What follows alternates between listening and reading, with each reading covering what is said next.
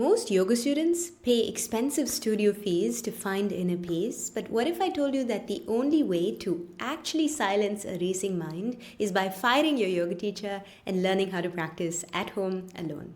After analyzing hundreds of yoga flows, I discovered that true mastery doesn't happen in a crowded room. It actually happens in your own home in less time than it takes for you to get to work. I'm 𝗠liche𝗿𝗏𝗍𝗏, but you can call me Sushi, and in this video, I'm going to break down the Home Shala system, the exact framework that I've been using to move from a dependent practitioner to a self-guided master. You see, for years, we've been sold a lie. We think that we can't practice unless a teacher is constantly correcting our every move. I used to skip practice entirely because I was too tired to drive, or I couldn't make it on time because, the studio schedule just wouldn't fit me. And I realized that my peace of mind, the way that I felt, was being held hostage by someone else's studio timetable.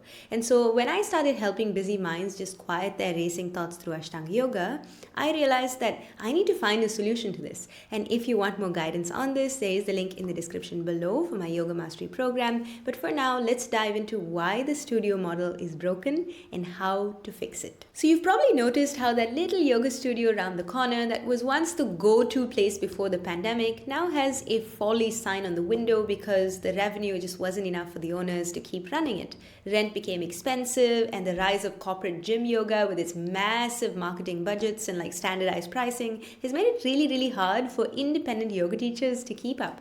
And so even though there are more and more people who are into wellness than ever before, it looks like the future of yoga is no longer confined to the traditional brick and mortar studio.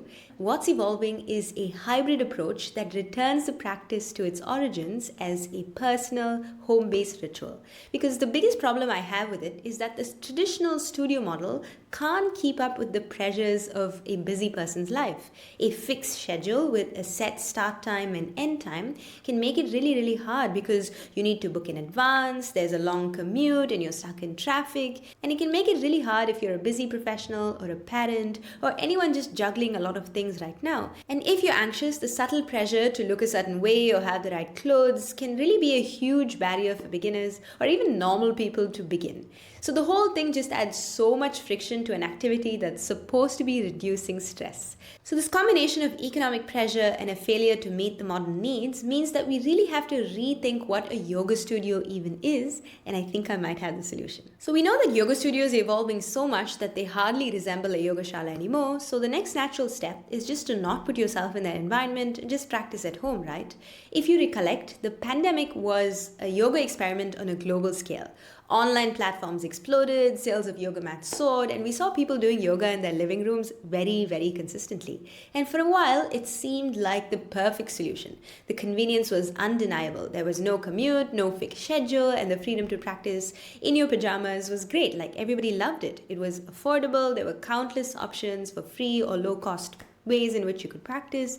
And even if you were a beginner, you could explore different styles without ever feeling like you were judged. But when the novelty wore off and people went back to their normal routines, we began to see YouTube yoga as an imperfect replacement to the real thing, which is studio yoga. And I'm a home practitioner. I always have been and I always will be. And I get time to, spend some time with my teachers in Mysore. But for most of the year, I'm at home practicing my own practice. And so I want to be really honest about the struggles that people face and I've faced doing only yoga online. First, there's the fear of doing it wrong.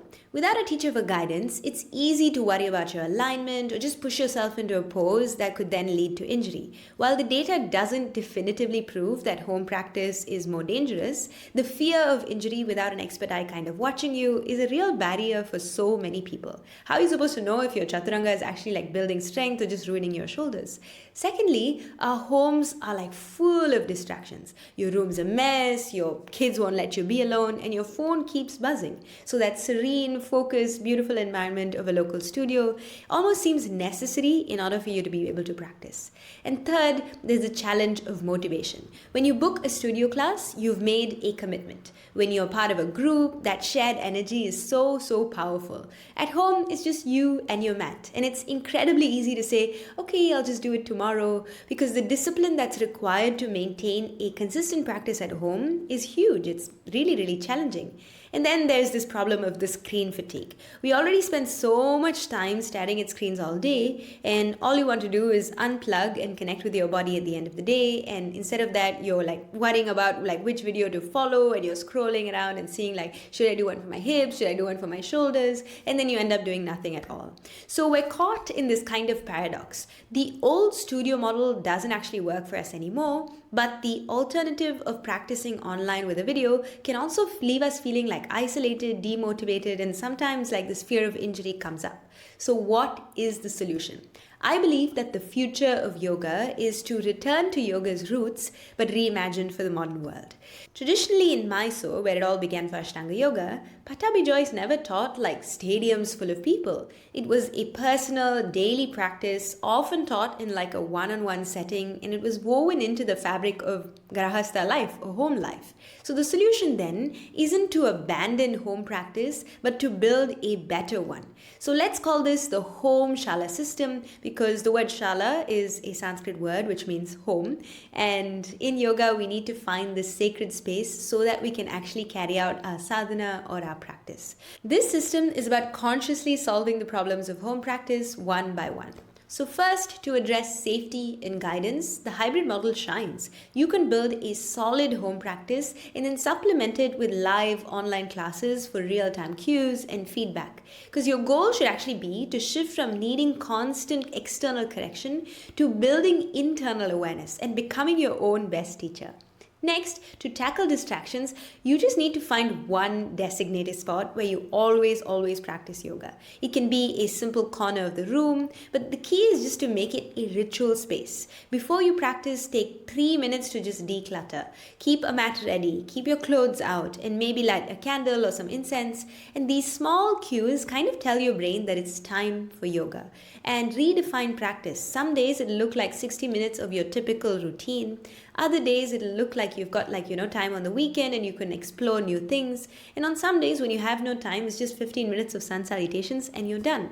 But you have to redefine what that means within your life. And to solve the motivation crisis, shift from external to internal accountability. So start with a really realistic goal. Let's say you want to do yoga for 30 minutes, 3 times a week, and use a simple habit tracker to keep track and build momentum. Join a community where people are on the same path as you.